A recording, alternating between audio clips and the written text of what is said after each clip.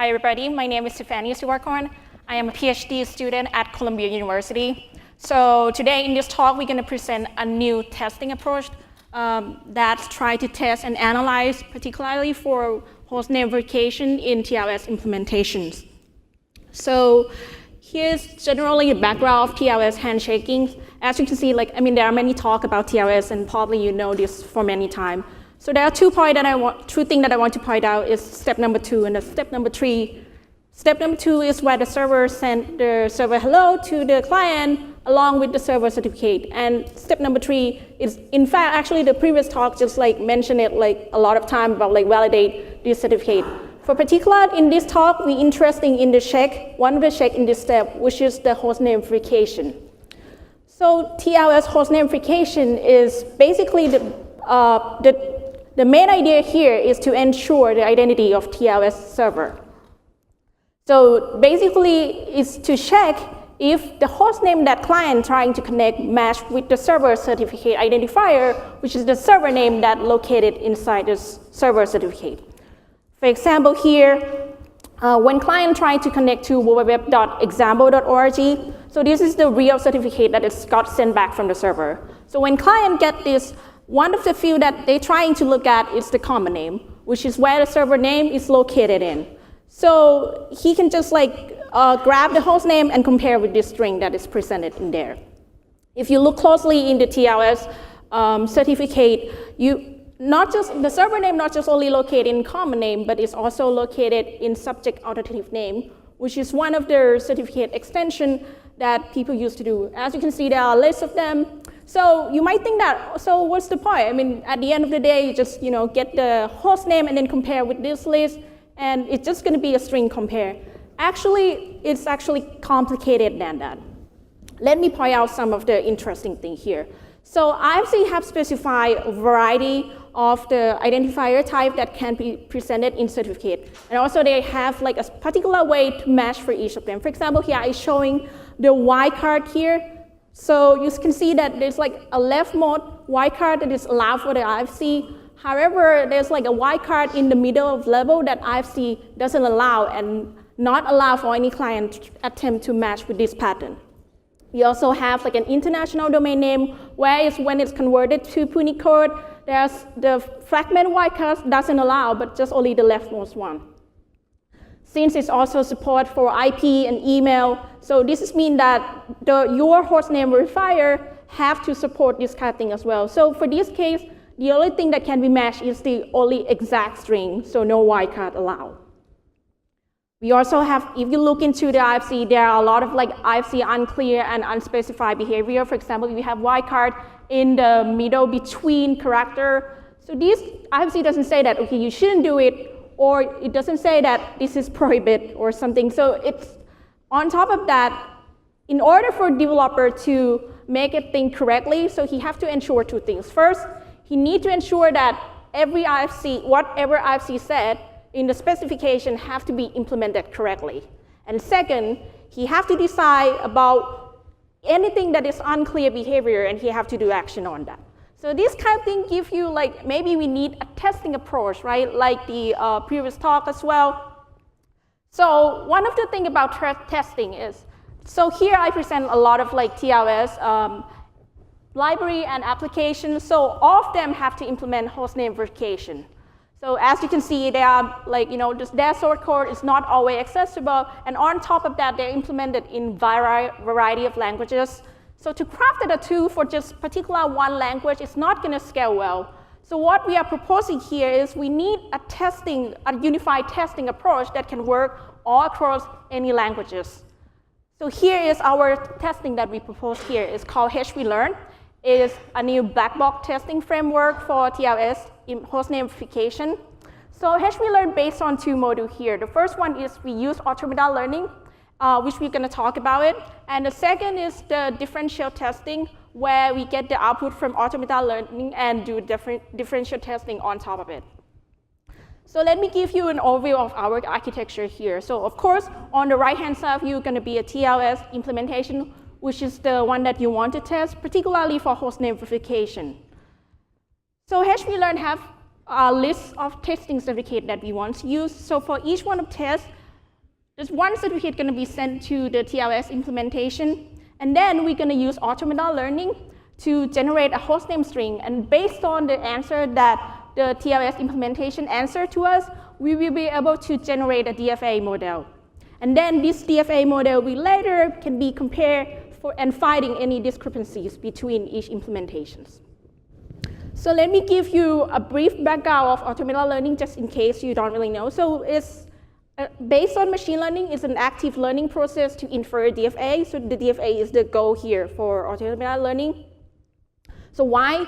So if you think about it, actually the hostname matching is really a regular language problem. Like, I mean, you have like a pattern, for example, wildcard.example.com, and you have some string, some hostname that should be matched, and some string that it shouldn't be matched. So this means that if automata learning can generate a DFA, so we can use this DFA to accept corresponding any regular languages that we can. So to give you an example more, so here, for example, we're trying to learn from the target system here, which is called target system T. And automata learning will take an alphabet set as an input. So from the alphabet inside the set, it's going to automatically generate the string and then send to the target system. Then the target system is going to answer if this string is accepted by the target system or not. Automata learning will then use like number of query and the number of answer to generate the hypothesis DFA. So to know when to stop learning, okay, we have another module called equivalent oracle where the automata learning will send the hypothesis DFA to this module. So this module is going to answer you two things, if it's correct or not. So if it's correct, this hypothesis DFA will be output as like an inferred DFA. If it's not, it can give you a counterexample string, then you can use this to refine the hypothesis DFA. So if you're looking at our system that we're trying to do here, so of course, our case, we try to infer from the target system here, which is the TLS hostname verification. So for the string that is like automatically generated by automata learning, is the hostname that's trying to match with the certificate that is given for testing and the TLS hostname verification. Then the target system, of course, when its answer is going to answer if the hostname is matched or is accepted by this certificate or not. Then, of course, the output of the DFA is going to be the possible accepted hostname that it can find in this particular certificate. So since automata learning used the alphabet set to generate the hostname, so we have to be really careful about that. So if you want to test for a hostname, for example, DNS, IP, and email, so you should give all the possible of character that it could be in this identifier.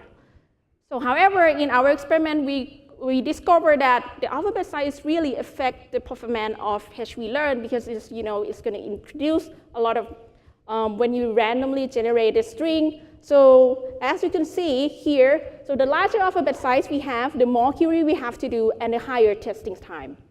Of course, we want to optimize that process, but we want to maintain the completeness of our testing as well. So what we do, instead of using the whole set of alphabet here, we use just the set of the representative character, where we craftily selected just like, from 4 characters from ASCII, 1 digit, and some from symbol and other character. I just want to point it out that we intentionally add some invalid character here because we want to handle any corner cases that could happen in the test case.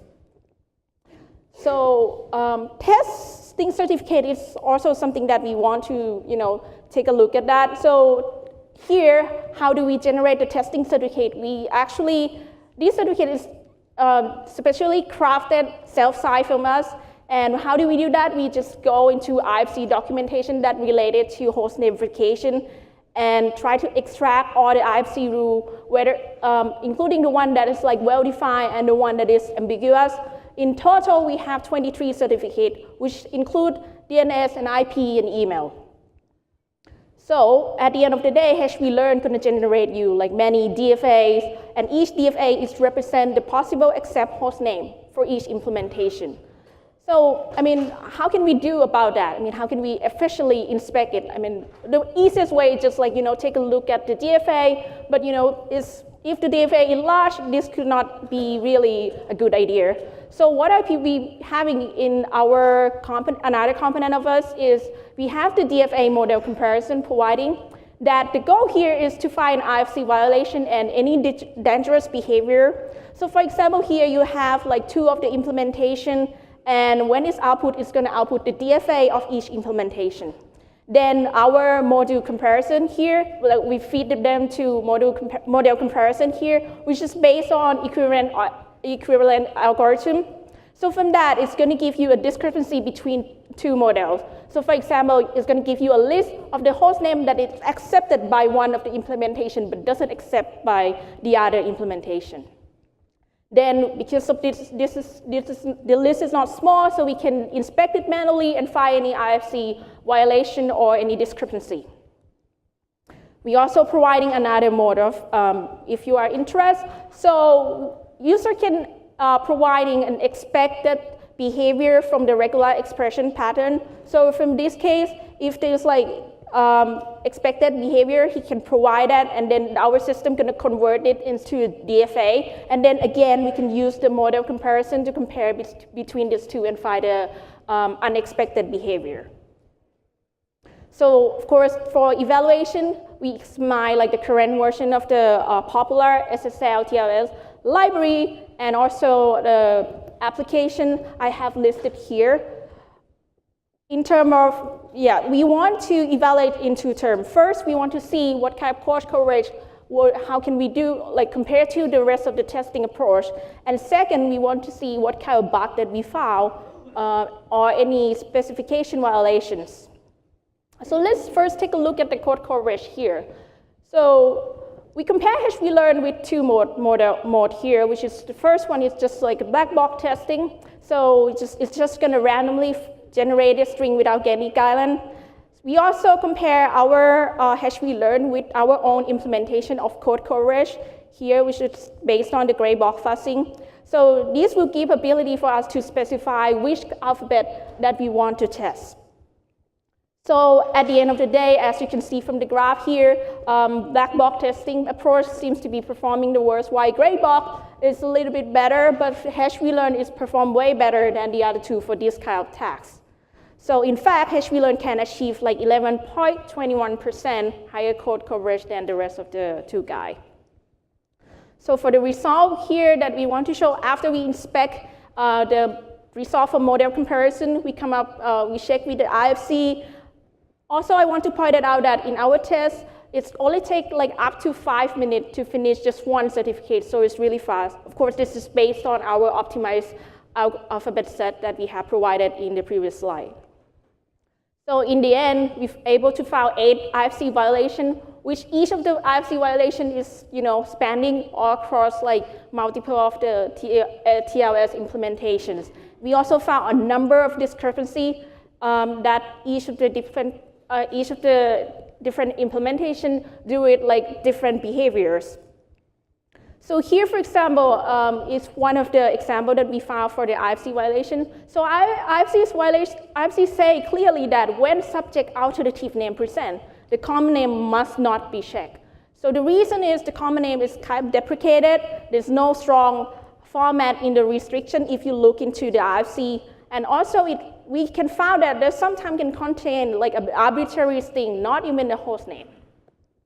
So we found that metric SSL violate this requirement by checking common name before checking subject alternative name. And additional on top of that, we found that GNU TLS, metric SSL, JSC, and HTTP client, they check common name even if the subject alternative name IP is presented. Another case where I think is interesting is when you have an international domain name and wildcard. So IFC say here that it prohibits any embedded wildcard on international domain name. And why? So is this actually difficult to predict the output of the PuTTY code from the international domain name? Here's an example of one of it. And that's why the fragment wildcard doesn't allow, because this could be accidentally matched the other host name that you not intentionally for that. So for this, we found that JSC and HTTP client by default, which means it's not implement the public suffix mixture. Here, they all violate this requirement. another funny things about this is we found that there's confusing between case-sensitive and insensitive matching. So IFC said that for domain name, it should be matched in the case-insensitive way. We found that HTTP client, they check common name in the case-sensitive fashion, which is violated. We also found for email, IFC said that for this one, it should be case-sensitive fashion matching for the local part. However, the rest of the library do it correctly, except the metric SSL that they do it in the case-insensitive way. So to conclude that, we present a HVLearn. Of course, there are a lot of results in our paper. I encourage you guys to check out. And also, there is discrepancy that is not really IFC violation because IFC that doesn't say that. But it could be useful, to take a look and to see, maybe we should decide something about it. So we present HVLearn, which is automated black box testing framework for SSL and TLS hostname verification. So of course, this doesn't require this language independence, so it provides a nice trade-off between expressibility and efficiency. It's able to find the discrepancy and find the bugs, and of course the IFC violation. And finally, discrepancy that we found, we include the whole list in the last page of our paper, so it could be useful if any next version of TLS or any specification maybe want to take a look and then have some decision about it. And of course, we disclose all our findings to the developers, and some of them already fixed and patched and released a new version based on our reported. And as you can see, we provide our source code and the papers, and any example is provided in this GitHub link, and it's accessible online. So thank you so much, and I'm happy to take the questions.